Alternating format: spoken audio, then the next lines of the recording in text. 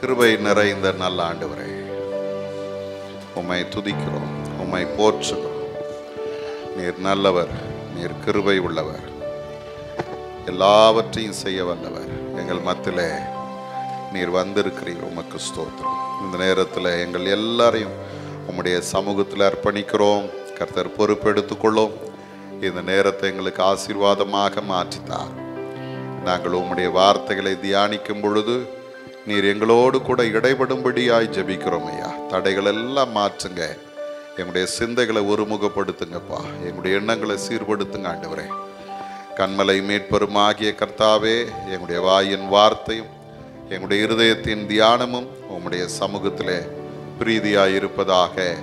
ஆமென். உட்காருவோம்.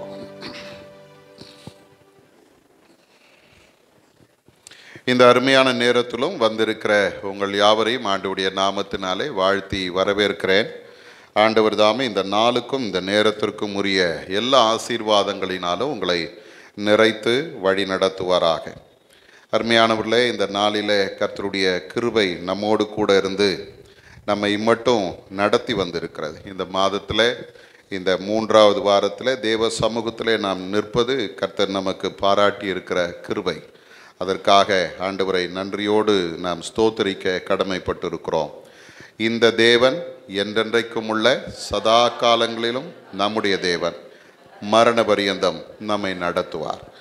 இந்த நாளிலும் இந்த மாதத்திற்கான வாக்குத்தத்தமாக நாம் சிந்திக்கிற கர்த்தருடைய வார்த்தை சங்கீதங்களின் புஸ்தகம் 85ஆம் சங்கீதம் 12வது வசனம். யாராகிலும் ஒருத்தர் வாசிங்க.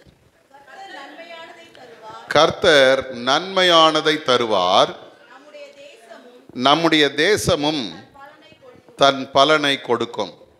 அருமையானவர்களே, இந்த மாதத்தில் ஆண்டவர் நமக்கு தந்த ஒரு நம்பிக்கையின் வார்த்தை என்னவென்றால், கர்த்தர் நன்மையானதை தருவார். The Lord will give what is good. நமக்கு எது நன்மை என்று அவர் அறிந்திருக்கிறார் இல்லையா? எது நன்மை என்பதை அவர் அறிந்திருக்கிறார். அந்த நன்மையை கர்த்தர் தருவதற்கு உண்மை உள்ள தேவனாய் இருக்கிறார். இன்றைக்கு நிறைய வாக்குத்தத்தங்களை நாம் பார்க்கிறோம், நிறைய ஆண்டவருடைய வார்த்தைகளை நாம் கேட்கிறோம். இந்த வார்த்தைகள் நம்முடைய வாழ்க்கையிலே வரும்போது நாம் இந்த வார்த்தைகளை நம்பி இது எனக்கு என்று நாம் ஏற்றுக்கொள்கிறோம், நல்லது. ஆனால் இந்த வார்த்தைகள் நம்முடைய வாழ்க்கையில் நிறைவேறி இருக்கிறதா என்று நாம் பார்க்கும்போது பல நேரங்களில் ஆண்டவருடைய வார்த்தைகள் நம்முடைய வாழ்க்கையில் நிறைவேறாமலே இருக்கிறது.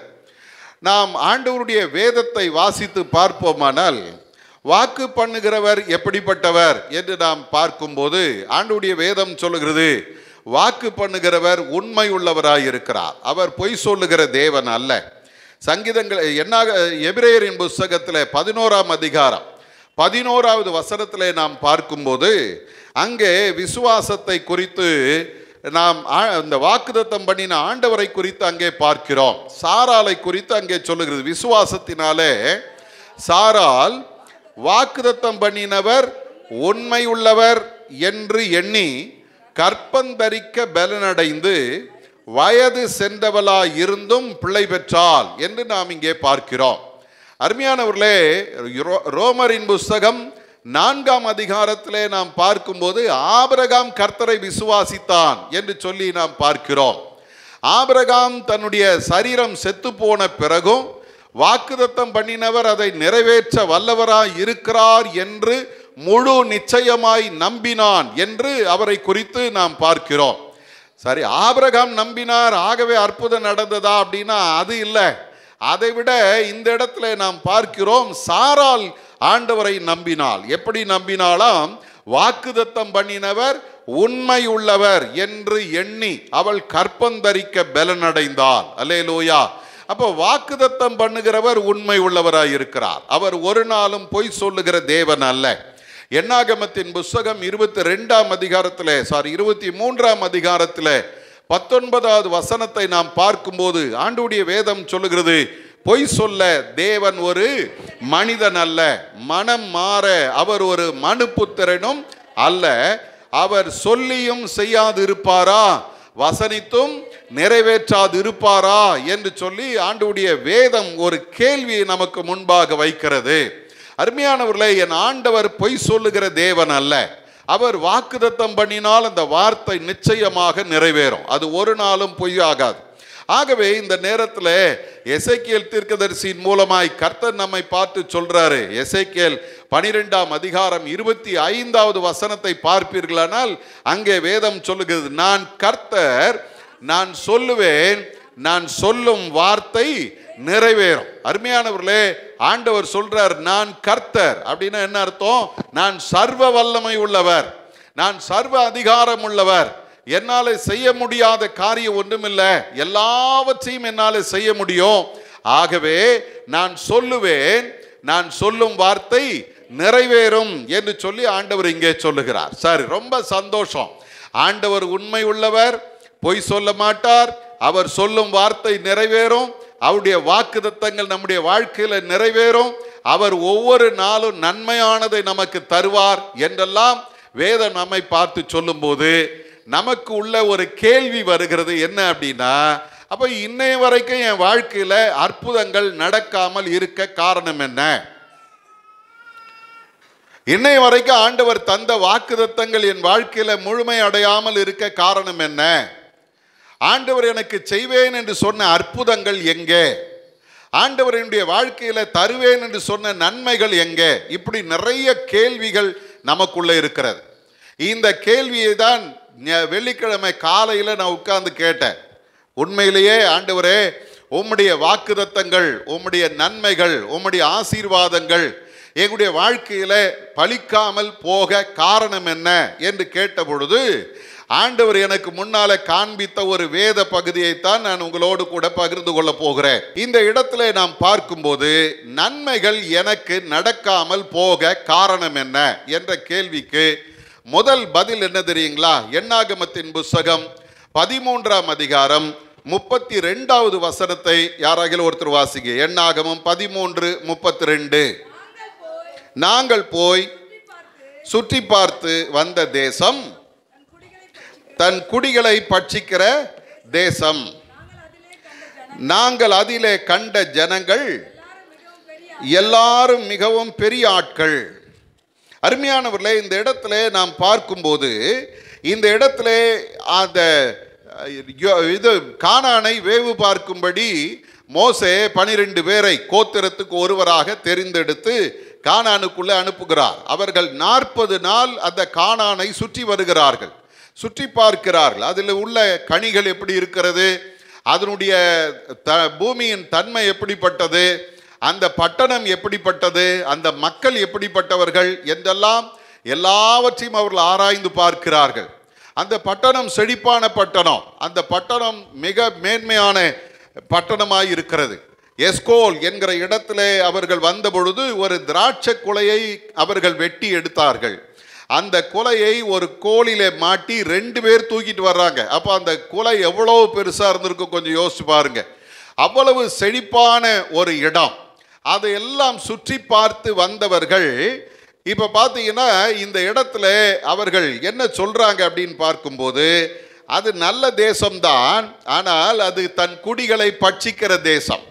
அதை தொடர்ந்து சொல்றாங்க, நாங்கள் அதிலே கண்ட ஜனங்கள் எல்லாரும் மிகவும் பெரிய ஆட்கள் என்று சொல்லுகிறார். அருமையானவர்களே, இந்த இடத்துல நாம் பார்க்கிற ஒரு சூழ்நிலை என்ன தெரியுங்களா? இவங்க தன்னுடைய இந்த தேசத்தை சுற்றி பார்க்கிறார்கள், கானானை சுற்றி பார்த்தார்கள். அங்கே இருக்கிற செழிப்பை எல்லாம் பார்த்தாங்க, அங்கே இருக்கிற ஜனங்களை பார்த்தாங்க. எல்லாம் பார்த்துட்டு இப்போ அவர்கள் வந்து கொடுக்கிற ரிப்போர்ட் என்ன சொல்லுது தெரியுமா? அந்த தேசம் தன் குடிகளை பட்சிக்கிற தேசம், அதில் இருக்கிற மனிதர்கள் எல்லாரும் பெரிய ஆட்கள். அருமையானவர்களே, இதை சொன்னது மட்டுமல்ல, 33வது வசனத்தில் சொல்றாங்க, அங்கே ராட்சத பிறவியான ஏனாக்கின் குமாரராகிய ராட்சதரை கண்டோம். நாங்கள் எங்கள் பார்வைக்கு வெட்டுக்கிளிகளைப் போல இருந்தோம், அவர்கள் பார்வைக்கும் அப்படியே இருந்தோம் என்று சொல்லி அவர்கள் அங்கே சொல்லுகிறதை நாம் பார்க்கிறோம். இன்றைக்கு அருமையான தேவஜனமே, பிரச்சனை எங்க ஆரம்பிக்குது அப்படின்னா, முதல்ல அவர்கள் நல்ல தேசத்தை பார்த்தார்கள், ஆண்டவருடைய வாக்குத்தத்தம் பண்ணப்பட்ட தேசத்தை பார்த்தார்கள். ஆனா அந்த தேசத்துக்குள்ள நல்லதை பார்க்கிறத விட்டுட்டு கெட்டதை பார்த்தாங்க. சூழ்நிலையை பார்க்கிறாங்க. அங்க இருக்கிற ஏனாக்கின் புத்திரராகிய ராட்சதர்களை பார்த்தார்கள். அந்த தேசம் அரணிப்பான பட்டணம் என்று பார்த்தார்கள். அந்த தேசமானது தன் குடிகளை பட்சிக்கிற தேசம் என்று பார்க்கிறார். நல்ல கவனிங்க, இதே ஜனங்க தான் 27வது வசனத்தில் சொல்லும் போது என்ன சொல்றாங்க தெரியுமா? நீர் அனுப்பின தேசத்துக்கு நாங்கள் போய் வந்தோம், அது பாலும் தேனும் ஓடுகிற தேசம்தான் என்று சொல்றாங்க. அப்ப அந்த தேசம் எப்படிப்பட்டது? பாலும் தேனும் ஓடுகிற தேசம். அந்த தேசம் ஆசீர்வதிக்கப்பட்ட இடம். ஆண்டவர் தம்முடைய ஜனங்களுக்கு என்று ஏற்படுத்தின ஒரு இடம் அது. காரணம் என்னன்னா, எகிப்திலிருந்து அவர்கள் புறப்படும் போதே கர்த்தர் அவர்களுக்கு வாக்கு பண்ணிட்டாரு, நான் உங்களை பாலும் தேனும் ஓடுகிற நலமான தேசத்தில் கொண்டு போய் சேர்ப்பேன் என்று சொன்னார். சொன்னவர் யார் தெரியுமா? சர்வ வல்லமை உள்ளவர். அவர் பொய் சொல்ல மாட்டார். அவரால் எல்லாம் முடியும். வேதம் சொல்லுகிறது போல வாக்குதத்தம் பண்ணினவர் உண்மை உள்ளவர். ஆனா இந்த வாக்குதத்தங்கள் எல்லாம் பெற்ற இந்த மக்கள் இப்போ அங்க போய் சுற்றி பார்த்து விட்டு அவங்க வந்து சொல்றாங்க, அந்த தேசம் தன் குடிகளை பட்சிக்கிற தேசம், அங்கே ஏனாக்கின் புத்திரராகிய ராட்சதர் இருக்கிறாங்க, நம்மாலே அதை சுதந்தரிக்க முடியாது. பிரியமானவர்களே, முதல் பிரச்சனை என்ன தெரியுமா? சூழ்நிலையை பார்த்து பயப்படுகிறவர்கள். எனக்கு பல நேரங்களில் என் வாழ்க்கையின் ஆசீர்வாதம் தடைப்பட்டு போய் இருக்க காரணம் என்ன அப்படின்னா, என் ஆண்டவர் பொய் சொல்ல மாட்டார், அவர் நிச்சயமாய் நிறைவேற்றுவார். ஆனால் நான் எதை பார்க்கிறேன் தெரியுமா? என்னை சுற்றி இருக்கிற சூழ்நிலைகளை பார்க்கிறேன். என்னுடைய சூழ்நிலை சரியில்லை, என்னுடைய சூழ்நிலை எனக்கு எதிராக இருக்கிறது. உடனே நான் என்ன பண்றேன் அப்படின்னா, ஆண்டவருடைய வாக்குத்தத்தத்தை மறந்துட்டு நான் சொல்லுகிற வார்த்தை என்ன தெரியுமா? முடியாது, நடக்காது என்று சொல்லி கொண்டிருக்கிறோம். இன்னைக்கு அருமையான தேவஜனமே, வேதத்தை நாம் பார்ப்போமானால் நம்முடைய வார்த்தை தான் நம்முடைய வாழ்க்கை. அல்லேலூயா. பக்கத்தில் கையை பிடிச்சி சொல்லுங்க, நீ என்ன பேசுறியோ அதுதான் உனக்கு நடக்கும். நீ நல்லதா பேசுனா நல்லது நடக்கும், நீ கெட்டதா பேசுனா கெட்டது தான் நடக்கும். காரணம் என்ன தெரியுமா? பைபிள் சொல்லுது, மரணமும் ஜீவனும் நாவின் அதிகாரத்தில் இருக்கிறது. எனக்கு அருமையான தேவஜனமே, உங்க பிள்ளைகளை நீங்க ஆசீர்வதிச்சு பாருங்க, அவங்க ஆசீர்வாதமா இருப்பாங்க. நிறைய நேரங்களில் நம்ம பிள்ளைகளை ஆசீர்வதிக்கும் பதிலாக, சனியனே, உருப்படாதவனே, நீ தேரவே மாட்ட, நீ மாடு மேய்க்கத்தான் லாய்க்கு சொல்லி பாருங்க, அவங்க அப்படியே தான் இருப்பாங்க. இல்லை, இன்னைக்கு நிறைய நேரங்களில் நம்ம சூழ்நிலைகளை பார்க்குறோம். நம்ம பிள்ளை உருப்படாத பிள்ளை தான், அது ஒழுங்காக படிக்க மாட்டேங்குது, கீழ்ப்படிய மாட்டேங்குது. அதுக்காக அதை சொல்லிட்டு தெரியக்கூடாது. ஆண்டவர் வாக்கு பண்ணி உனக்கு கொடுத்திருக்கிற பிள்ளை எப்படிப்பட்ட பிள்ளை தெரியுமா? உன் பிள்ளைகள் கர்த்தரால் போதிக்கப்பட்டிருப்பார்கள், உன் பிள்ளைகளுடைய சமாதானம் பெரிதா இருக்கும். சொல்லிட்டாரு, சொன்ன ஆண்டவர் என் பிள்ளைய சமாதானமா தான் எனக்கு கொடுப்பார். எத்தனை பேர் நம்புறீங்க? வேலைக்கு போய் சேருகிறோம், கர்த்தர் சொல்றாரு, உன்னை இந்த இடத்துல நான் ஆசீர்வதிப்பேன்னு சொல்றாரு. சொன்னவர் உண்மை உள்ளவர். ஆனா அங்க ஒரு மேனேஜர் இருந்துட்டு பயமுறுத்திக்கிட்டே இருப்பான், வேதனைப்படுத்திக்கிட்டே இருப்பான், பேசிக்கிட்டே இருப்பான். உடனே நம்ம சொல்லுவோம், இந்த இடம் எனக்கு ஒத்து வராதுங்க, இது வேஸ்ட். இல்லை, இன்னைக்கு நிறைய நேரங்களில் உடனே நம்முடைய வார்த்தை மாறிக்கொண்டிருக்கிறது. அது நல்ல தேசம்தான், ஆனால் அது தன் குடிகளை பட்சிக்கிற தேசம். அதில் நாங்கள் போய் பார்க்கும்போது ராட்சதர்கள் இருந்தார்கள். சரி, ராட்சதர்கள் இருந்தார்கள். இவங்க ராட்சதர் இவங்களை பார்த்தாங்களா இல்லையா? இவங்க பார்க்குறாங்க. எப்படி பார்க்குறாங்க தெரியுமா? நாங்கள் எங்கள் பார்வைக்கு வெட்டுக்கிளிகளை போல இருந்தோம், நீ யாரா இருந்தா எனக்கு என்ன? இல்லை, இன்னைக்கு நிறைய நேரங்களில் நம்ம யாரை பார்க்குறது, நம்மளையே பார்த்துக்கிறோம். என்னால் முடியாதுயா, என்னால் முடியாது, இதெல்லாம் நடக்காது, இப்படியெல்லாம் நடக்காது, இப்படி நடக்காது, இப்படியே சொல்லிட்டு இருக்கிறோம், நடக்காது, முடியாது, அப்படியே சொல்லி நம்மளே குறுகி போய் கொண்டு இருக்கிறோம். ஒன்று தெரிஞ்சுங்க, வாக்குத்தத்தம் பண்ணினவர் உண்மை உள்ளவர், உன்னை கானானுக்குள்ளே கொண்டு போய் சேர்ப்பேன் என்று சொல்லுகிறவர் உண்மை உள்ளவர். அந்த வார்த்தையை நீ நம்பி இருந்தால் உன்னுடைய வாயில அதற்கு எதிர்மறையான வார்த்தைகள் நிச்சயமா வரக்கூடாது. ஒரு அல்லேலூயா சொல்லுங்க. என் ஆண்டவர் அதை நிறைவேற்றுவார். சூழ்நிலைகள் எனக்கு எதிராக இருக்கலாம், சூழ்நிலைகள் என்னை பயமுறுத்துவதாக இருக்கலாம், ஆனால் என்னை நடத்துகிற கர்த்தர் உண்மை உள்ளவர். அல்லேலூயா. வேதத்தில் இருந்து ஒரு பகுதியை நாம் பார்க்கிறோம். மார்க் 4ஆம் அதிகாரத்தில் இயேசு கிறிஸ்துவோடைய சீஷர்களும் படகிலே போய் கொண்டிருக்கிறாங்க. இயேசு என்ன செய்தாராம்? படகிலே தூங்கினார் என்று வேதம் சொல்லுகிறது. 37வது வசனத்தை நீங்க பார்த்தீங்கன்னா வேதம் சொல்லுது, பலத்த சுழல் காற்று உண்டாகி படவு நிரம்பத்தக்கதாக அலைகள் அதன் மேலே மோதி கொண்டிருக்கிறது. பயங்கரமான அலை மோதி கொண்டிருக்கிறது. கஷ்டப்படுறான். இவங்க இந்த சூழ்நிலையை பார்த்து உடனே இவங்க என்ன முடிவு பண்ணிட்டாங்க தெரியுமா? நம்ம செத்து போகிறோம்னு முடிவு பண்ணிட்டாங்க. அல்லேலூயா. கூட இருக்கிறவர் யாரு? சர்வ வல்லமை உள்ளவர். காற்றையும் கடலையும் அதட்டும் அதிகாரம் அவர் ஒருத்தருக்கு தான் இருக்குது.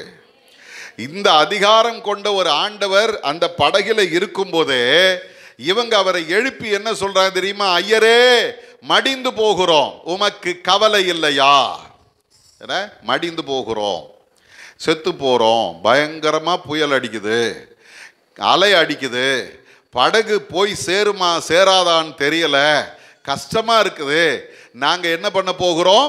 செத்து போகிறோம். எனக்கு அருமையான தேவ ஜனமே, நடந்தது என்ன? வேதம் சொல்லுகிறது, இயேசு எழுந்தார். 39வது வசனத்தில் சொல்லுகிறது, இயேசு எழுந்து காற்றையும் அதட்டி கடலை பார்த்து இறையாதே அமைதலாயிரு என்று சொன்ன பொழுது வேதம் சொல்லுகிறது, அமைதல் உண்டாயிற்று. அல்லேலூயா. அப்ப என் கூட இருக்கிறவர் ஒரு சர்வ வல்லமை உள்ளவர். வாக்கு பண்ணிட்டாரு, நான் உன்னை கானானுக்குள்ள கொண்டு போய் சேர்ப்பேன். ஆனா இந்த ஜனங்க என்ன பண்றாங்க தெரியுமா? அந்த கானானை, செழிப்பான இடத்தை பார்த்து விட்டு அங்க இருக்கிற ஒரு சில சூழ்நிலைகளை பார்த்து அவங்களா முடிவு பண்ணிட்டாங்க, நம்மாலே அதை சுதந்திரிக்க முடியாது. ஏன் என் வாழ்க்கையில் ஆசீர்வாதம் தடைபட்டு போயிருக்கிறது கேட்குறீங்களா? ஆண்டவர் தந்த வாக்கு தத்தத்தை சந்தோஷமா வாங்கணும். ஆனால் அந்த வாக்கு தத்தத்தை இன்னும் உறுதியாக பிடிக்கல. நம்ம என்ன சொல்கிறோம் தெரியுமா? என் சூழ்நிலை சரியில்லை, எனக்கு இருக்கிற பிரச்சனை பெருசு, அதை சமாளிக்க முடியல, அப்படி சொல்கிறீங்களா? எனக்கு ஆண்டவர் உங்களை பார்த்து சொல்கிறாரு, தைரியமாக இருங்க, உங்கள் கூட இருக்கிறவர் பெரிய காரியங்களை செய்கிறவர். சங்கீதக்காரன் சொல்லும்போது 18ஆம் சங்கீதம் 29வது வசனத்தில் சொல்கிறாரு, உம்மாலே ஒரு சேனைக்குள் பாய்ந்து போவேன், என் தேவனாலே ஒரு மதிலை தாண்டுவேன். நல்லா கவனிங்க, சங்கீதக்காரனுக்கு சும்மா கண்ணை மூடிக்கிட்டு வசனம் சொல்ல முடியாது. காரணம் என்ன தெரியுமா? அவர் ஒரு யுத்த வீரன். அவனுடைய சூழ்நிலையில் நின்று சொல்கிறான், ஆண்டவரே, எனக்கு எதிராக எப்பேற்பட்ட எதிரிகள் எழும்பினாலும் நீங்கள் ஒருத்தர் என் கூட இருந்தீங்கன்னா உம்மாலே நான் ஒரு சேனைக்குள் பாய்ந்து போவேன், தைரியமாக போவேன்ப்பா, அவர்களை மேற்கொள்ளுவேன், உம்மாலே ஒரு மதிலை தாண்டுவேன். எதெல்லாம் என்னால் முடியாதுன்னு நான் நினைக்கிறேனோ அதையெல்லாம் உம்மாலே நான் செய்வேன். அல்லேலூயா. அருமையான தேவஜனமே, இந்த காலை நேரத்தில் நீங்களும் நானும் ஆண்டவருடைய சமூகத்தில் தைரியமாய் நிற்க வேணும். சூழ்நிலை நமக்கு எதிராக இருக்கும்போது, நமக்கு எதிராக பிரச்சனைகள் எழும்பும் போது நாம் கலங்கி போகிறவர்கள் அல்ல. ஆபத்து காலத்தில் நீ சோர்ந்து போவாயானால் உன் பலன் குறுகினது. எப்போ தைரியமா நிற்கணும் தெரியுமா? பிரச்சனை வரும்போது தைரியமா நிற்கணும், அப்பதான் நமக்கு பலன். ஆண்டவரே நம்முடைய பலனாய் நம்மோடு கூட இருந்து பெரிய காரியங்களை செய்கிறவராய் நம்மோடு இருக்கிறார். சங்கீதக்காரன் 56ஆம் சங்கீதம் 11வது வசனத்தில் சொல்றான், தேவனை நம்பி இருக்கிறேன், நான் பயப்படேன், மனுஷன் எனக்கு என்ன செய்வான்? தேவனை நம்பி இருக்கிறேன், ஆகவே நான் என்ன பண்ண மாட்டேன்? பயப்பட மாட்டேன். இஸ்ரவேல் ஜனங்கள் தங்களுடைய ஆண்டவர் தங்களுக்கு தந்த கானானை சுதந்திரிக்காம போனதுக்கு முதல் காரணம் என்ன தெரியுமா? சூழ்நிலைகளை பார்த்தாங்க, நடக்காது, முடியாதுன்னு முடிவு பண்ணிட்டாங்க, ஆண்டவருடைய ஆசீர்வாதத்தை இழந்து போனார்கள். இரண்டாவது ஒரு காரணம் வேதம் சொல்லுகிறது. அதே என்னாகமத்தின் புஸ்தகம் 13ஆம் அதிகாரம் 33வது வசனத்தையும் 14ஆம் அதிகாரம் 1வது வசனத்தையும் வாசிங்க. ஏனாக்கின் குமாரராகிய ராட்சதரையும் கண்டோம், வெட்டுக்கிளிகளை போல் இருந்தோம், அவர்கள் பார்வைக்கும் அப்படியே இருந்தோம் என்று சொல்லி, இப்படி இஸ்ரவேல் புத்திரருக்குள்ளே தாங்கள் சுற்றி பார்த்து வந்த தேசத்தை குறித்து துர்ச்செய்தியை பரப்பினார்கள், பரம்பச் செய்தார்கள். அடுத்த வசனம் 14:1 சொல்லுகிறது, அப்பொழுது சபையார் எல்லாரும் கூக்குரலிட்டு புலம்பினார்கள், ஜனங்கள் அன்று ரா முழுதும் அழுது கொண்டிருந்தார்கள். நல்லா கவனிங்க, ரெண்டாவது ஒரு பிரச்சனை இருக்குது இஸ்ரவேல் ஜனங்களுக்குள்ள. கானான் என்கிற கர்த்தருடைய வாக்குத்தத்தத்தை சுதந்தரிக்காமல் போனதற்கு காரணம் என்ன அப்படின்னா, ஒரு கூட்டம் 12 பேர் அனுப்புனாங்க. அதில் 10 பேர் சொல்றான், அங்கே நாம் போக முடியாது, அதை நாம் சுதந்தரிக்க முடியாது. அந்த பகுதியிலே நாம் பார்க்கிறோம், அங்கே இருக்கிற ஜனங்க கொடூரமானவங்க, பயங்கரமானவங்க, அவங்க முன்னால நாம் நிற்க முடியாது. ஆகவே இந்த செய்தியை வேதம் என்ன எப்படிப்பட்ட செய்தின்னு சொல்லு தெரியுமா? துர்ச்செய்தியை. அல்லேலூயா, அல்லேலூயா. மனுஷன் பேசுறது நிறைய நேரங்களில் துர்ச்செய்தியாக தான் இருக்கும். அல்லேலூயா. நல்ல காரியமே மனசில் வராது. நம்மால் எதையாவது ஒரு ஆறுதல் சொல்கிறதுக்கு போவான், அங்கே போய் செத்தவன் கதையை சொல்லின்னு இருப்பான். பார்த்துருக்குறீங்களா? இப்படி தான் ஒருத்தர் இருந்தாருங்க. அவர் சரியாக கவனிக்காமல் போயிட்டார். அவருக்கு இந்த மாதிரி வியாதி வந்துச்சு, செத்தே போயிட்டாருங்க. எதுக்கு அந்த வார்த்தையை சொல்லணும்? உடனே நம்மால் அதை கேட்டுட்டு எனக்கும் அந்த மாதிரி தான் ஏதோ வந்துடுச்சு போல அப்படின்னு நினைப்பான். இல்லை, இவங்க சொல்கிறாங்க அது அந்த தேசத்தை நாம் சுதந்தரிக்க முடியாது அப்படின்னு அவங்க சொல்லும் பொழுது இந்த ஜனங்க என்ன பண்ணுறாங்க தெரியுமா? அந்த துர்ச்செய்தியை நம்பினார்கள். ரெண்டாவது பிரச்சனை எங்கே இருக்குது தெரியுமா? மற்றவங்கெல்லாம் சொல்கிற காரியங்களை நம்ம காதில் வாங்கிட்டு அதை தான் நம்ம நம்புகிறோமே தவிர என் ஆண்டவர் சொன்ன வார்த்தையை நாம் நம்ப மறுத்து விடுகிறோம்.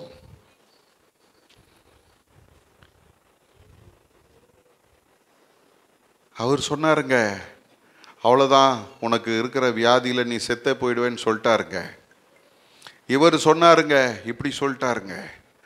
இவர் அப்படி சொன்னார், அவங்க இப்படி சொன்னாங்க. நிறைய நேரங்களில் நாம் ஆண்டவருடைய வாக்குத்தத்தத்தை பற்றி கொள்வதற்கு பதிலாக உலக மனிதருடைய வார்த்தைகளை பற்றி கொண்டு நிற்கிறோம். அதுதான் உண்மைன்னு நினைக்கிறோம். ஒன்று தெரிஞ்சுங்க, என் ஆண்டவருடைய வார்த்தை என்னை வாழ வைக்கும், மனுஷனுடைய வார்த்தை என்னை முறித்து போடும். மனம் முறிந்து போகணுமா? ஒன்றும் பண்ணாதீங்க. பக்கத்து வீட்டுக்காரங்கிட்ட போய் உங்கள் பிரச்சனையை சொல்லுங்கள், அவங்க அருமையாக உங்களுக்கு ஆலோசனை சொல்லுவாங்க. அதோடு உங்கள் கதை முடிஞ்சு போகும். இன்னைக்கு நம்ம அதைத்தான் கேட்டுக்கிட்டு இருக்கிறோம். அவர்கள் என்ன செய்தார்களா? சந்தோஷமாக கானானுக்குள்ள நுழைய வேண்டிய மக்கள் ரா முழுவதும் அவர்கள் அழுதார்கள், கூக்குரலிட்டு அழுதார்கள். காரணம் என்ன தெரியுமா? கேட்கக்கூடாத வார்த்தையெல்லாம் கேட்டாங்க. அல்லேலூயா, அல்லேலூயா.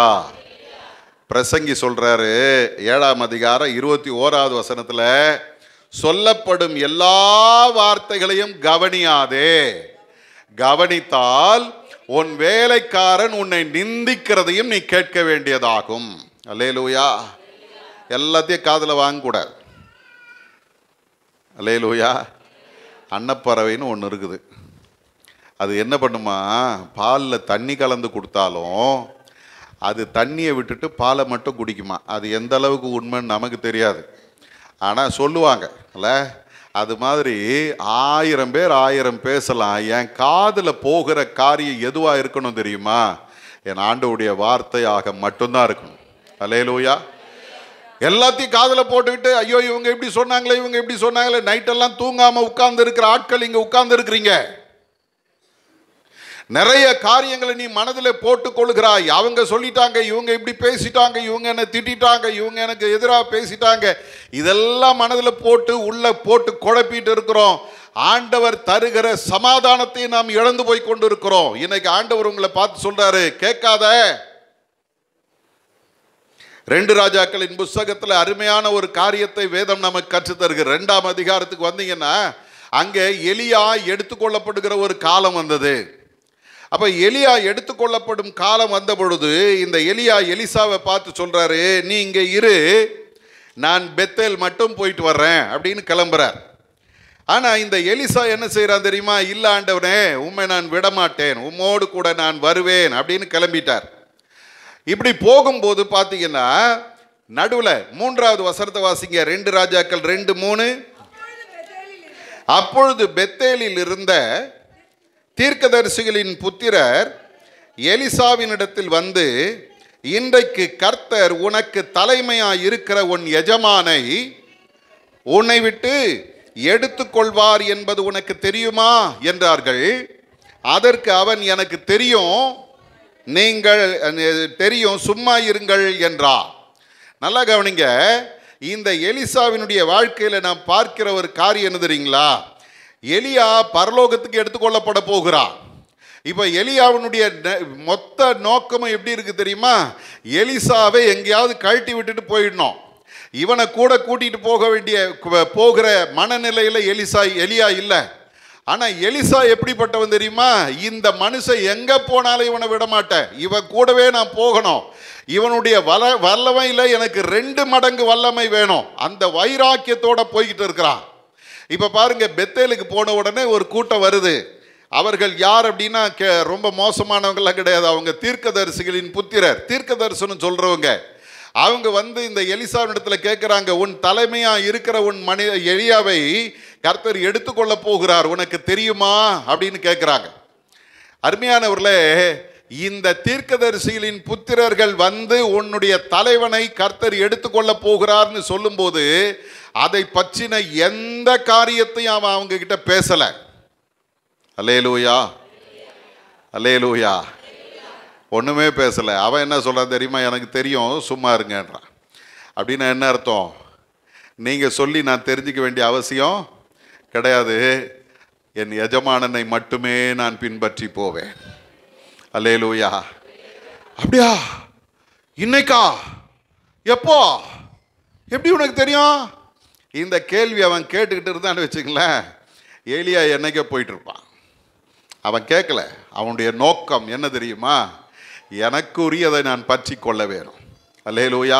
கிறிஸ்தவர்களாக நீங்களும் நானும் ஒரு காரியத்தை தவறாமல் செய்யணும். மனுஷ சத்தம் என் காதில் ஏறலாம், ஆனால் என் இருதயத்துக்குள்ளே போகக்கூடாது. அல்லேலூயா. அவங்க சொல்கிற நெகட்டிவான வார்த்தைகள் என் இருதயத்துக்குள்ளே போகக்கூடாது. போனால் அழிவு நிச்சயம். ஏன் தெரியுமா? அந்த வார்த்தை நமக்குள்ளே செயல்பட ஆரம்பிச்சிடும். ஆனால் செயல்பட வேண்டியது ஒரே ஒரு வார்த்தை தான், கர்த்தருடைய வார்த்தை. அல்லேலூயா. அந்த கர்த்தருடைய வார்த்தை என் வாழ்க்கையில் செயல்பட ஆரம்பித்தால் தானா அற்புதங்கள் நடக்கும். ஒரு அல்லேலூயா சொல்லி இருக்கிறோம். ஒரு அருமையான ஒரு அம்மா இடத்துல பேசி கொண்டிருந்தேன். அந்த அம்மா சாதாரணமாக உட்கார்ந்துருந்தாங்க. அவங்க கேட்டாங்க, என்னை பார்த்தா எதுவும் வித்தியாசம் தெரியுதான்னாங்க. நான் சொன்னேன், ஒன்றும் தெரியலையம்மான்னு. அந்த அம்மா சொல்கிறாங்க, நான் சாக வேண்டியவ இன்னைக்கு உயிரோடு உட்கார்ந்துருக்கிறேன். முதுகு தண்டில் கேன்சர். டாக்டர் சொல்லிட்டாரு, இன்னும் 3 மாதம்தான் நீ செத்து போவேன்ட்டாங்க. அந்த டாக்டரை விட்டுட்டு சித்தாவுக்கு வந்தாங்க. அந்த டாக்டர் பார்த்துட்டு, மாத கணக்கு கூட கிடையாது, நாள் கணக்கு தான், அதனால் உனக்கு மருந்தெல்லாம் கொடுத்து ஒன்றும் பண்ண முடியாது, முடிஞ்ச வரைக்கும் சந்தோஷமாக இருந்துட்டு செத்து போட்டாங்க. படுத்த படுக்கையாக கிடக்கிறாங்க. ஆனால் இவங்க வீட்டையாவும் இவங்களும் செஞ்ச ஒரு காரியம் என்ன தெரியுமா? வேதத்தில் உள்ள வாக்குத்தத்தங்களை எல்லாம் உட்கார்ந்து படிப்பாங்க. அவர் சத்தமாக படிப்பார், இந்த அம்மா படுத்துக்கிட்டே அதை கேட்டுக்கிட்டே இருப்பாங்க. அப்புறம் இவர் என்ன பண்ணாராம், பேப்பரில் நிறைய வசனங்களை எழுதி அவர் வேலைக்கு போகும்போது இந்த அம்மா கையில் கொடுத்துட்டு போயிடுவார். இந்த அம்மா படுத்துக்கிட்டு அந்த பேப்பரில் உள்ள வாக்குத்தத்த வசனங்களையா படிச்சுக்கிட்டே இருப்பாங்க. சில நாட்களில் ஒரு நாள் இரவு திடீர்னு அந்த ஐயா தூக்கத்திலிருந்து துடிச்சு பிடிச்சி எழுந்துச்சார். ஏதோ கட்டிலில் அசைகிற சத்தம் கேட்குதே அப்படின்னு எழுந்துச்சு பார்த்தா, படுத்த படுக்கையாக பல நாட்கள் கிடக்கிற இந்த அம்மா எழுந்துச்சு உட்கார்ந்துருக்கு. பார்த்த உடனே இவருக்கு ஆச்சரியம். ஓடி போய் பார்க்குறாரு, அம்மா என்ன ஆச்சு, ஏன் எழுந்துச்சு உட்கார்ந்த, யார் உன்னை எழுப்பி உட்கார வச்சது? அந்த அம்மா சொன்னாங்க, யாரும் என்னை எழுப்பி உட்கார வைக்கல, படுத்து தூங்கிட்டு இருந்தேன், திடீர்னு ஒரு சத்தம் கேட்டுச்சு, எழுந்து உட்காருன்னு சத்தம் கேட்டுச்சு, எழுந்துச்சு உட்காந்துட்டேன், நடன்னு சத்தம் கேட்டுச்சு, நடந்தேன், இப்போ பாத்ரூமுக்கு போயிட்டு வந்து உட்கார்ந்துருக்குறேன். இவரால் நம்ப முடியல. ஏன் தெரியுமா? முடிஞ்சு போச்சுன்னு ஒரு கேஸு எழுந்துச்சு, நடந்துருக்குது, பாத்ரூமுக்கு போயிருக்கு, திரும்பி வந்து உட்கார்ந்துருக்குது, என்ன நடக்குது அவருக்கு ஒன்றும் புரியல. மறுநாள் காலையில் டாக்டர்கிட்ட கூட்டிகிட்டு போயிட்டார். இந்த அம்மா நடந்து போகிறத பார்த்த உடனே டாக்டருக்கு ஆச்சரியம், என்ன நடந்தது, எங்கே போய் ட்ரீட்மெண்ட் எடுத்தீங்கன்னாரா? அவங்க சொன்னாங்களா, எங்கேயும் போகலையா, நேற்று நைட்டு இந்த மாதிரி ஒரு அற்புதம் நடந்தது. இந்த டாக்டருக்கு சந்தேகம், சரி போய் ஸ்கேன் எடுத்துகிட்டு வாங்க அப்படின்னு ஸ்கேன் எடுத்துகிட்டு வந்தா பழைய ஸ்கேனையும் புது ஸ்கேனையும் பார்க்குறாரு. அந்த கேன்சர் இருக்கிறதுக்கான அறிகுறியே இல்லை. அல்லேலூயா, அல்லேலூயா. மனுஷ வார்த்தையை கேட்டால் அன்னைக்கே செத்து போயிருப்பாங்க. கர்த்தருடைய வார்த்தை கேட்டு அதை உள்ளே கொண்டு போனதுனால அவங்க உயிரோடு இருக்கிறாங்க. அவங்களுடைய வாழ்க்கை ஆசீர்வதிக்கப்பட்டிருக்கிறார். எதுக்காக சொல்கிறேன் தெரியுமா? இஸ்ரவேல் ஜனங்கள் கர்த்தர் வாக்குத்தத்தம் பண்ணின கானானுக்குள்ள போகாமல் போனதற்கு காரணம் அந்த 10 பேர் சொன்ன தவறான வார்த்தைகளை, துர்ச்செய்தியை அவர்கள் நம்பினார்கள், அதை ஏற்றுக்கொண்டார்கள், அழுதாங்க, புலம்பினாங்க, தங்களுடைய ஆசீர்வாதத்தை இழந்து போயிட்டாங்க.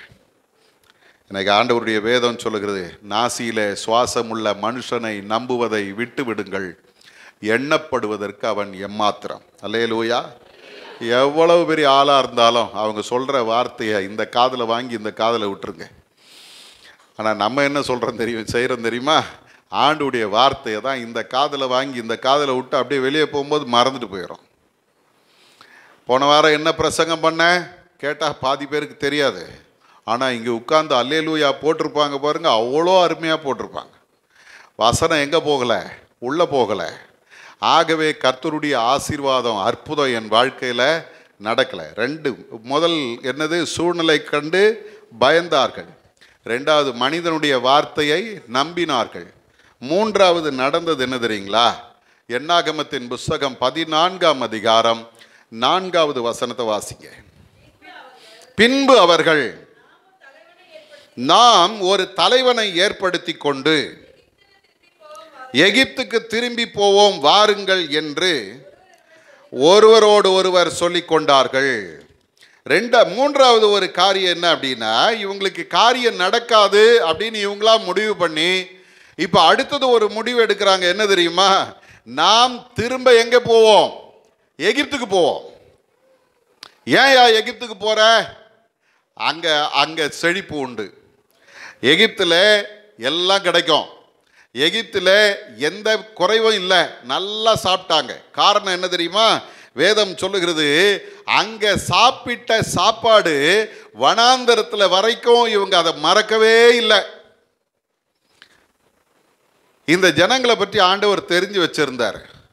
யாத்திராகமத்தின் புஸ்தகம் 13ஆம் அதிகாரத்தில் 17வது வசனத்தில் நீங்கள் பார்த்தீங்கன்னா, பார்வோன் ஜனங்களை போக விட்ட பின் ஜனங்கள் யுத்தத்தை கண்டால் மனமடிந்து எகிப்துக்கு திரும்புவார்கள் என்று ஆண்டவர் நினைத்தார்.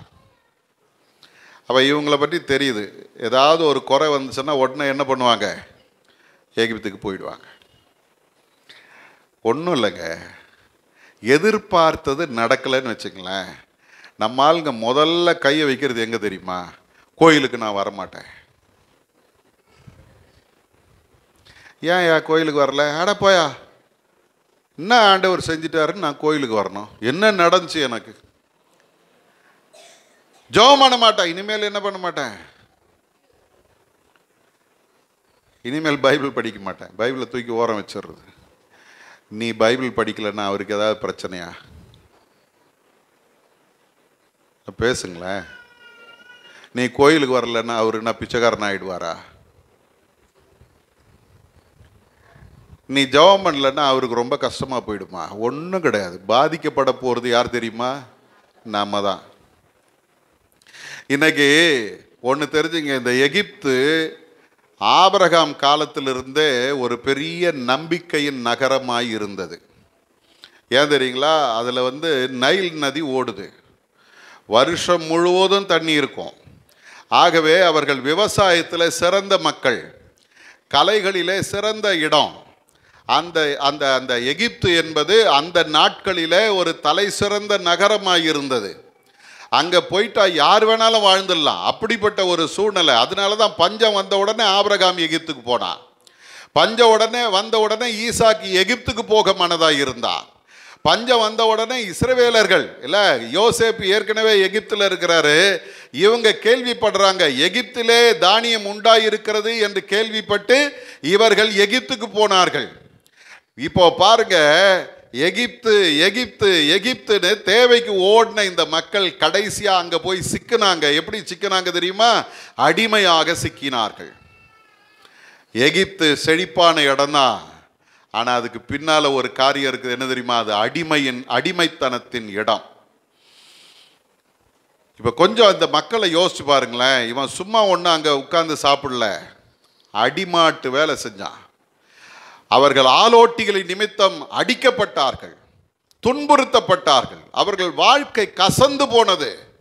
430 வருஷம் கர்த்தரை நோக்கி கூப்பிட்டார்கள், புலம்பினாங்க, கதர்னாங்க. ஆண்டவர் சொல்றாரு, அவர்கள் இடுகிற கூக்குரல் எனக்கு தெரியும், அவர்கள் படுகிற உபத்திரவத்தை நான் பார்த்தேன் சொல்றாருல்ல. இத்தனை பாடுகளை பட்டோம், பிரச்சனைகளை அனுபவிச்சு இப்ப அவர்களை அங்கிருந்து வெளியே கொண்டு வந்தா தடிக்கு உழுந்தா இவன் என்ன பண்றான் தெரியுமா? எகிப்துக்கு போவேன் எகிப்துக்கு போவேன்னு சொல்லிக்கிட்டு இருக்கிறான். எனக்கு அருமையான தேவஜனமே, ஆண்டவருடைய வேதம் சொல்லுகிறது, அவங்க என்ன யோசிச்சாங்களோ அதன்படியே முடிந்து போனது. கானானுக்குள்ள நுழைய முடியல. காரணம் என்ன தெரியுமா? அவங்க எப்போ பார்த்தாலும் விட்டு வந்த தேசத்தை திரும்பி பார்த்தார்கள், விட்டு வந்த தெய்வத்தை திரும்பி பார்த்தாங்க.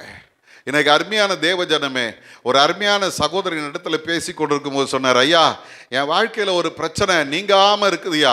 எங்கள் சொந்தக்காரங்களாம் என்ன சொல்கிறா தெரியுமா? நம்ம குல தெய்வத்தை நீ விட்டுட்டு வந்துட்ட, அதனால தான் உனக்கு பிரச்சனை. போ, அங்கே போய் ஒரு தேங்காய் உடைச்சிட்டு வா, உனக்கு நல்லது நடக்கும்ன்றாங்கய்யா.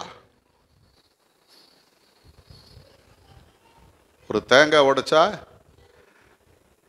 வேற யாராவது இருந்தா என்ன ஓடிட்டு இருப்பா. அந்த மனுஷன் சொல்கிறான், ஆண்டவரை பிடிச்சிட்டையா, வாழ்ந்தாலும் செத்தாலும் நான் அவர் பாதத்தில் தான் விழுவேன். அந்த மனுஷன் அப்படி சொல்லும்போது நான் யோசிச்சேன், ஒருவேளை இவர் போயிடுறதுக்கு ஐடியா போடுறார் போல அப்படின்னு பார்த்தா, அந்த மனுஷன் சொன்ன வார்த்தை இன்னும் அப்படியே என் காதில் ஒலிச்சுக்கிட்டே இருக்குது. வாழ்ந்தாலும் செத்தாலும் ஆண்டவர் சமூகத்தில் நான் இருப்பேன்.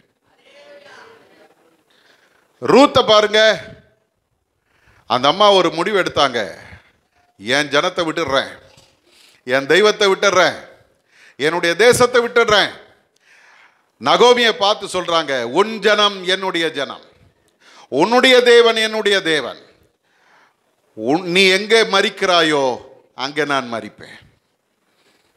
ஆண்டவர் எவ்வளவு நல்லவர் தெரியுமா? மோவாபிய பெண்ணை கொண்டு வந்து இஸ்ரவேல் வம்சத்தின் தலைவர்களுடைய வரிசையில் கொண்டு வந்து நிறுத்திட்டார். ஏன் தெரியுமா? அது இல்லை, எனக்கு ஆண்டவர் ஒருவர் போதும். அவர் உண்மை உள்ளவராய் இருக்கிறார், அவர் அற்புதங்களை செய்கிறவராய் இருக்கிறார். அவர் சொன்ன வார்த்தை ஒரு நாளும் பொய்யாகாது. அவர் என்ன சொல்லுகிறாரோ அதை நிறைவேற்ற அவர் உண்மை உள்ளவர் என்று எனக்கு நீங்களும் நானும் நம்பி விட்டோமானால், வேதம் சொல்லுகிறது, கானான் உனக்கு சொந்தம். அல்லேலூயா. இஸ்ரவேல் ஜனங்கள் அதை நம்பல, மனுஷன் சொன்ன வார்த்தையை நம்பினாங்க. விட்டு வந்த எகிப்துக்கு திரும்பி போக நினைத்தார்கள், சூழ்நிலைகளை கண்டு பயந்தார்கள். அது அவர்களுக்கு கண்ணியாய் முடிந்தது. யாரெல்லாம் ஆண்டவரை நம்பாம போனாங்களோ அத்தனை பேரும் வனாந்தரத்தில் செத்து விழுந்தார்கள். எனக்கு நம்ம வாழ்க்கையில, ஆண்டவரே நீர் உண்மை உள்ள தேவன், எனக்கு வாக்குத்தத்தம் பண்ணிட்டீங்க, சூழ்நிலை எப்படி இருந்தாலும் உண்மை மட்டும் நான் பார்த்து நடப்பேனப்பான்னு ஒப்பு கொடுத்து பாருங்க, அற்புதங்கள் நடக்கும். யார் என்ன சொன்னாலும் பரவாயில்ல ஆண்டவரே, அந்த வார்த்தையெல்லாம் நான் கேட்க மாட்டேன், நீங்க என்ன சொல்றீங்க அந்த வார்த்தையை நான் கேட்டு நடப்பேன், உம்முடைய வழியில நான் வருவேன் என்று சொல்லி ஆண்டவருடைய சமூகத்தில் ஒப்பு கொடுத்து பாருங்க, கானானுக்குள்ள தானா போய் நிற்பீங்க. ஆண்டவரே என் வாழ்க்கையில நான் விட்டு வந்த பழைய வாழ்க்கை, நான் விட்டு வந்த பழைய தெய்வம், நான் விட்டு வந்த பழைய பழக்க வழக்கங்கள், நண்பர்கள், இவங்களை திருப்பி நான் போய் பிடிக்க மாட்டேன்ப்பா, முன்னால் வந்துட்டேன், கடைசி வரைக்கும் நடப்பேன். ஒப்பு கொடுத்து பாருங்க, ஆண்டவர் நம்மை கானானுக்குள்ளே கொண்டு போய் நிறுத்துவார். அற்புதங்களை நாம் பார்ப்போம். லூக்கா 9:62 ஆண்டவர் சொல்றாரு, கலப்பையின் மேல் கை வைத்து பின்னிட்டு பார்க்கிற எவனும் தேவனுடைய ராஜ்யத்திற்கு தகுதி உள்ளவன் அல்ல. கலப்பையின் மேலே கை வச்சிட்டோம், பின்னிட்டு பார்க்காதபடி கர்த்தரையே நோக்கி பார்த்து, எந்த சூழ்நிலையிலும் நீர் எனக்கு தந்திருக்கிற அந்த நன்மையை நான் சுதந்திரிக்கிற வரைக்கும் உம்மை விடமாட்ட ஆண்டவரே, அவரை பின்பற்றுவோமானால் கர்த்தர் அற்புதம் செய்வார். அல்லேலூயா. ஏன் என் வாழ்க்கையில் அற்புதங்கள் நடக்கவில்லை அப்படின்ற கேள்வி. கண்களை மூடுவோமா? ஆண்டவருடைய சமூகத்தில் நம்மை அர்ப்பணிப்போமா? சூழ்நிலையை கண்டு பயப்பட்டால் ஆண்டவருடைய அற்புதத்தை நீ பார்க்க முடியாது. சூழ்நிலை நமக்கு எதிராக தான் இருக்குது, பிரச்சனை தான் இருக்குது, போராட்டங்கள் தான் இருக்குது. நம்ம நினைக்கிறது ஒன்று, நடக்கிறது ஒன்றா இருக்குது. நம்ம எதிர்பார்த்தது நம்ம வாழ்க்கையில் இதுவரைக்கும் கிடைக்கல. எல்லாமே எனக்கு எதிராக இருக்கிறது ஆண்டவரே, ஆகவே எனக்கு இந்த நன்மை கிடைக்காது அப்படின்னு நீங்கள் சொல்லிட்டீங்கன்னா உங்கள் வாழ்க்கையில் கர்த்தர் உங்களுக்கென்று வைத்திருக்கிற அந்த அற்புதத்தை நீங்கள் இழந்து போய் கொண்டிருக்கிறீர்கள்ன்றது மறந்துடாதீங்க. இஸ்ரவேல் ஜனங்கள் அதைத்தான் செய்தார். அது நல்ல தேசம்தான், ஆனால் அதில் இருக்கிற ஜனங்கள் பெரியவர்கள், அதில் இருக்கிறவர்கள் ராட்சதர்கள். அது அந்த பட்டணம் தன் தேசத்தை தன் மக்களை பட்சிக்கிற பட்டணம். அந்த பட்டணத்துக்குள்ளே நாம் போக முடியாது, அதை சுதந்தரிக்க முடியாது. சூழ்நிலை பயமுறுத்தி கொண்டிருக்கிறதா? இன்னைக்கு ஆண்டவர் உங்களை என்னையும் பார்த்து சொல்றார், மகனே மகளே, வாக்குதத்தம் பண்ணின நான் உண்மை உள்ளவர், என் வார்த்தை ஒரு நாளும் பொய்யாகாது. நான் கர்த்தர், நான் சொல்லுவேன், நான் சொல்லும் வார்த்தை நிறைவேறும் என்று கர்த்தர் சொல்லுகிறார். ரெண்டாவது, இந்த ஜனங்களுக்குள்ள இருந்த குறை என்ன தெரியுமா? மனுஷங்களுடைய வார்த்தையை கேட்டு நம்பினார்கள், அழைத்து கொண்டு வந்த ஆண்டவரை மறந்துட்டாங்க. இன்னைக்கு நீங்க யாரை நம்புறீங்க? யாருடைய வார்த்தைக்கு முக்கியத்துவம் தர்றீங்க? ஆண்டவர் உன்னை அழைத்து கொண்டு வந்திருக்கிறார், இத்தனை நாட்கள் உன்னை நடத்தி இருக்கிறார், அற்புதங்களை செய்திருக்கிறார், உனக்காக கர்த்தர் யுத்தம் பண்ணி இருக்கிறார், உன்னுடைய வாழ்க்கையில் உன்னுடைய தேவைகளை சந்தித்து இருக்கிறார், உன் குறைவுகளை நிறைவாக்கி இருக்கிறார். இவ்வளவு அற்புதம் செய்து நடத்தி வந்த கர்த்தருடைய வார்த்தையை நம்பாம யாரோ ஒரு மனிதன் சொன்ன வார்த்தையை நம்பி உன் வாழ்க்கையில நீ அலசடிப்பட்டு கொண்டிருக்கிறாயே. இந்த காலை நேரத்தில் ஆண்டவருடைய சமூகத்தில் ஒப்பு கொடுப்பாயா? தகப்பனே, உங்க வார்த்தையை தவிர வேற எந்த வார்த்தையும் என்னை பயமுறுத்தாதப்பா, எந்த வார்த்தையும் நான் ஏற்றுக்கொள்ள மாட்டேன். உம்முடைய வார்த்தை, நீர் என்ன சொல்லுகிறீரோ அதன்படி நான் செய்ய ஆயத்தம்னு ஒப்பு கொடுத்து பாருங்க, தானாய் அற்புதங்கள் நடக்கும். ஆண்டவரே, நான் விட்டு வந்த அந்த பழைய சூழ்நிலைகளை, பழைய வாழ்க்கையை, பழைய தெய்வத்தை நான் திரும்ப தேடி ஓட மாட்டேன்ப்பா. எந்த சூழ்நிலையிலும் உம்மை பற்றி கொண்டேன், செத்தாலும் வாழ்ந்தாலும் உம்மோடு கூட நான் இருப்பேன் ஆண்டவரே என்று அவருடைய சமூகத்தில் ஒப்பு கொடுப்பீர்களா? இஸ்ரவேல் ஜனங்க இறைச்சி கிடைக்கலன்னா உடனே எகிப்தை நினைக்க ஆரம்பிச்சிருவாங்க. கானானுக்குள்ள போக முடியாதா? திரும்ப ஒரு தலைவனை ஏற்படுத்தி கொண்டு எகிப்துக்கு போவோம் என்று சொல்லுவார்கள். செங்கடல் எதிர்த்து நிற்கிறதா? உடனே சொல்லுவாங்க, அங்க நம்ம இங்க சாகிறத விட எகிப்துக்கு போயிடலாம். இந்த வார்த்தை தான் அவங்களுடைய வாழ்க்கையில பெரிய பாதிப்பாக மாறிவிட்டது. எனக்கு ஆண்டவருடைய சமூகத்தில் ஒப்பு கொடுங்க. ஆண்டவரே, எகிப்து செழிப்பான இடம்தான், ஆனால் அது அடிமைத்தனத்தின் வீடு. ஆண்டவரே, திரும்ப அந்த அடிமைத்தனத்துக்கு நான் போயிடக்கூடாதப்பா. உங்கள் கிருபையினால ஒரு ஆசீர்வாதமான நன்மையை நான் சுதந்திரிக்க போகிறேன். இன்னைக்கு ஆண்டவர் உங்களை பார்த்து சொல்றார், மகனே மகளே, நான் உனக்கு வாக்கு பண்ணின அந்த ஆசீர்வாதத்தை உனக்காக நான் வைத்திருக்கிறேன். உலக தோற்றம் முன்னாலேயே நான் உனக்காக ஆயத்தப்படுத்திட்டேன். ஏசாயா தீர்க்கதரிசி சொல்லுகிறான், கர்த்தாவே, உமக்கு காத்திருக்கிறவர்களுக்கு நீர் ஆயத்தம் பண்ணி வைத்தவைகளை ஒருவருடைய கண் கண்டதும் இல்லை, ஒருவருடைய காது கேட்டதும் இல்லை, ஒருவருடைய இருதயத்திலும் உணர்ந்ததும் இல்லை. அப்படிப்பட்ட பெரிய நன்மையை எனக்காக நீர் வைத்திருக்கிறீர். எல்லாரும் விசுவாசத்தோட உள்ளத்திலிருந்து சொல்லுங்க, ஆண்டவரே, ஒரு பெரிய நன்மை எனக்காக நீர் வைத்திருக்கிறீரப்பா, எனக்கு அதை தரப்போகிறீர். நான் சோர்ந்து போக மாட்டேன், சூழ்நிலையை பார்த்து பயப்பட மாட்டேன், மனிதருடைய வார்த்தையை நம்பி ஏமாந்து போக மாட்டேன், திரும்ப என் பழைய வாழ்க்கைக்கு திரும்புவேன் ஒரு நாளும் நான் சொல்ல மாட்டேன். ஆண்டவரே, உம்மையே நான் பற்றி கொண்டு நிற்பேன் என்று ஒப்பு கொடுப்பீங்களா? பரிசுத்த பிதாவே, இந்த வார்த்தைகளுக்காக ஸ்தோத்திரம். இந்த வார்த்தையின்படி எங்களை நீர் நடத்தும் ஆண்டவரே. சூழ்நிலைகள் 1000 இருக்கும், அதை பார்த்து நாங்கள் பயப்படக்கூடாது ஆண்டவரே. எங்களுக்கு எதிராக அல்லது எங்களுக்கு ஆலோசனை தருவது போல மனிதருடைய வார்த்தைகள் எங்களுக்கு வரும்போது அதை நம்பி கர்த்தருடைய வார்த்தையை நாங்கள் விட்டுறக்கூடாதப்பா. உம்முடைய வார்த்தையை நாங்கள் பற்றிக்கொண்டு எங்களுக்கென்று நீர் வைத்திருக்கிற இந்த நன்மையை நாங்கள் சுதந்திரித்துக் கொள்ள எங்களுக்கு கிருபை செய்யுங்க. எந்த சூழ்நிலையிலும் ஆசீர்வாதம் தடைபட்டாலும், ஆசீர்வாதம் கிடைப்பதற்கு தாமதித்தாலும், எந்த சூழ்நிலையில் நாங்கள் பின்னிட்டு பாராதபடிக்கு எப்போது உம்மை நோக்கி பார்க்க எங்களுக்கு கிருபை செய்ய ஆண்டவரே. எகிப்து சிறப்பான இடம்தான், ஆனால் அது அடிமைத்தனத்தின் வீடு. அந்த அடிமைத்தனத்திற்கு நாங்கள் திரும்பி போயிடக்கூடாதப்பா. எங்களை நீர் பாதுகாத்துக் கொள்ளும். உம்முடைய அற்புதத்தை நாங்கள் காண, உம்முடைய நன்மைகளை காண எங்களுக்கு உதவி செய்யும். எல்லார் மேலும் உம்முடைய கிருபை தங்கி இருக்கட்டும்.